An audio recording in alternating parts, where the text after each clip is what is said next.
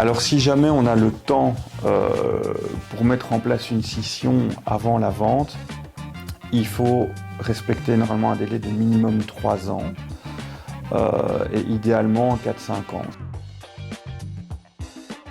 5 ans avant la date à laquelle on veut céder. Ce qu'il faut comprendre, c'est qu'on est tenté quand on a un bien immobilier dans sa société.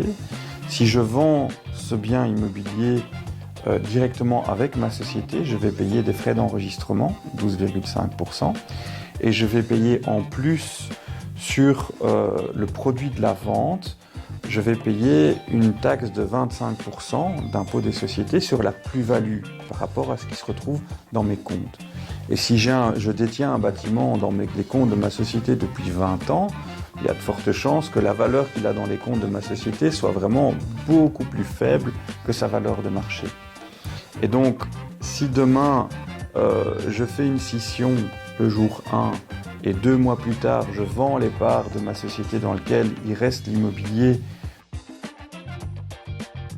je ne paye pas de droit d'enregistrement et on ne paye pas de taxes sur la plus-value de l'immobilier. Mais c'est un manque à gagner énorme pour le fisc. Il perd à 2 niveaux et donc il va pouvoir démontrer assez facilement qu'on a simulé une opération qui n'était simplement qu'à destination fiscale. Si on réalise la scission d'une société, il faut un juste motif économique.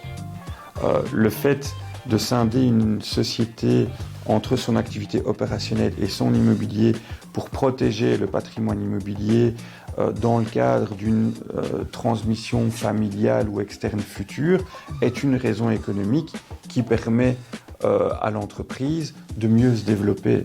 Le fait de scinder aujourd'hui mon immobilier pour le revendre sans payer d'impôts n'est pas une justification économique de cette opération. Et c'est logique.